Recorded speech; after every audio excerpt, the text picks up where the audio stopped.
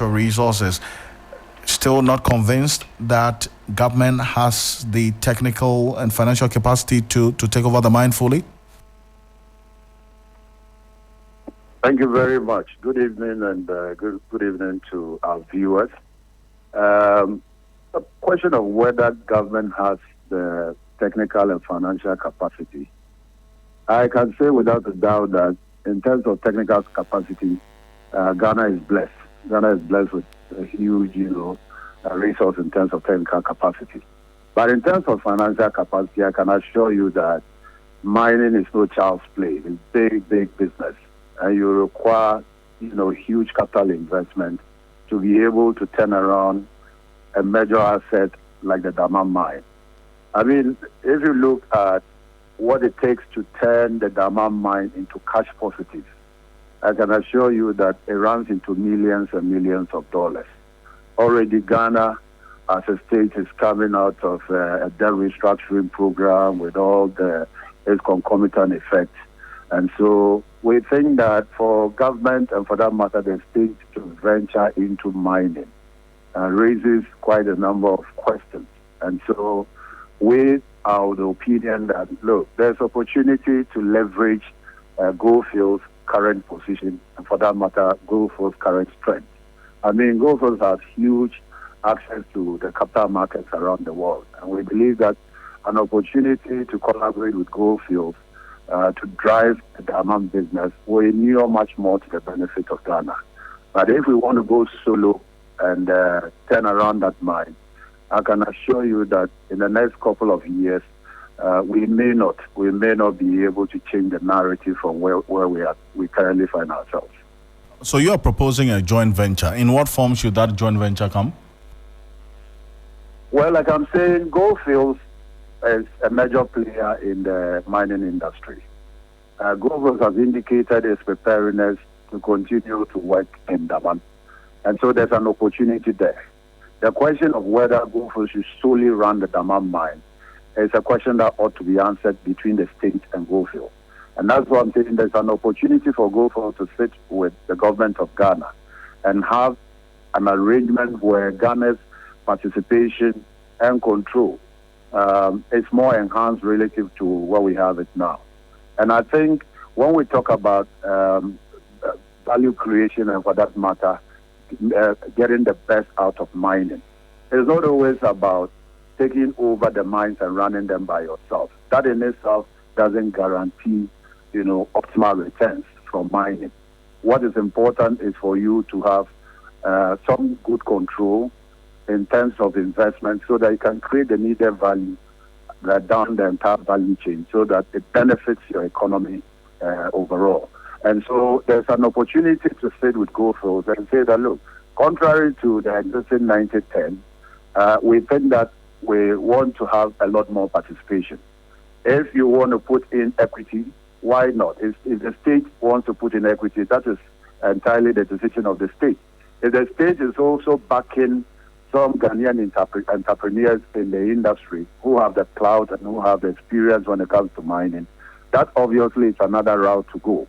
In which case, the government, or for that matter, the state, will back these entrepreneurs, to increase their equity in the Goldfields business, so that over time we can create the needed value and possibly transition from the current arrangement of a JV maybe into a situation where the local or the Ghanaian entrepreneurs can eventually take over.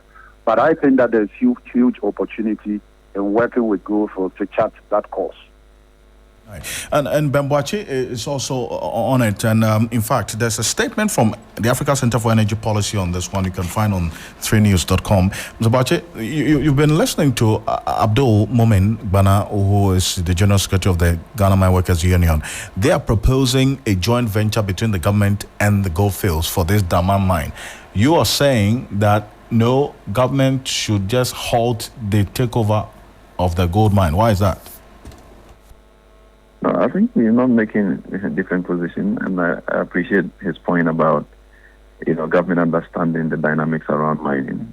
It's not only salivating when you see a stockpile that you think you can quickly mine and make some money. It takes some investment and risk to do that. But our position really is on trust, credibility in our relationship with mining companies. In this industry, mining lease renewals, it's not just Ghana, it's almost automatic, right? As long as the company continues to perform as part of the bargain, ensure that the benefits are shared equitably between the investment and the ownership of the resource institute. So to that extent, if you want to negotiate your stake, make sure that economically the benefits are shared, there are ways to do it during the renewals. But to go to the extent that a nation will say, I am not renewing your mining lease, it only takes a military government to do those kind of things. You hardly will see a civilian government go through that kind of approach to take over a mine, to the extent that we are now even seeing militarization of the zone of the mine for that takeover to actually happen. We can't just be assuming that once you sell gold bars at $3,000 plus, that's all it takes.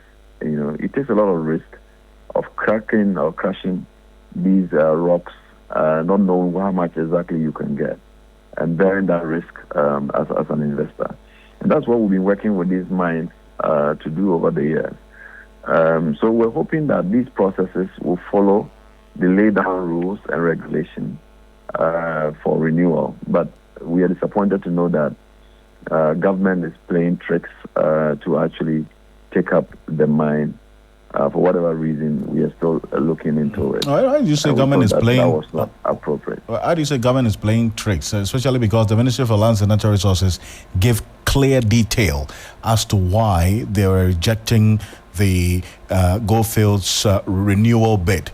Talking about, for instance, the failure to declare verifiable gold reserves, lack of clear technical mining program, lack of exploration investment in the past 2 years, raising doubts about the long-term viability. So that those are not cogent reasons? If those were, then it tells you that the Minerals Commission has been incompetent at its job, really, because you cannot mine or stop mining without getting permission from the Minerals Commission. Even if you want to suspend operation for months up to a year, you need permission from the Minerals Commission to do that. And at all times, companies comply with those kind of requirements and ensure that you get all the relevant permissions. So our engagement with the mining company and other stakeholders actually indicates that when the company decided to mine stockpile, whilst it assesses the resources in the lease, the Minerals Commission was duly informed and they got the permits and authorization to continue processing the stockpile. So for you to turn around now to use the same things you approved against the company, you're not being honest, to be mild about it. And that honesty in our engagements with the owners of capital is extremely important. Because even when the government has the money to go and put into a mine, it is competing with other needs that the state has to take care of. To break it down, you are just going to sacrifice the money that you will need to pump into building schools, building roads, addressing other needs that businesses will not take up, and spend the money to mine, not knowing what you can actually get from it. But when you have people taking the risk, measure that risk and compensate them for it, and also take your share as a country. And that's how we have lived, to the extent that this time, Ghana is making close to $1.2 billion on the raw fiscal take. When I say the raw fiscal take, I mean what you are getting from taxes and royalties. It doesn't include how much we are getting from payee, how much we are getting from other service contractors who are buying supplies, paying VAT. All of that comes from the output of the mine. If we don't have the mine, all those purchases for which people are paying up to 21% VAT that is going into the Ministry of Finance account or the Consolidated Fund, it won't happen.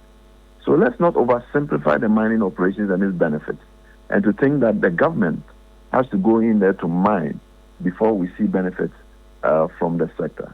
Right. And that is always the miscalculation and assumptions that government used to inform their interpretation of benefits from the mine, and we go into problems when we do. And we have a history of how we messed up in the 70s and early 80s, trying to nationalize these mineral assets, only to collapse the mining industry and turn around to get investors to come back and to generate the benefits for us. Right. Ben, I appreciate your time on this, and I know this is a conversation we're going to continue beyond this point, so thank you so much for joining us. Thank you. Also, to you, Abdul Moomin Gbana, thank you so much for joining us as well. Thank you. Thank you.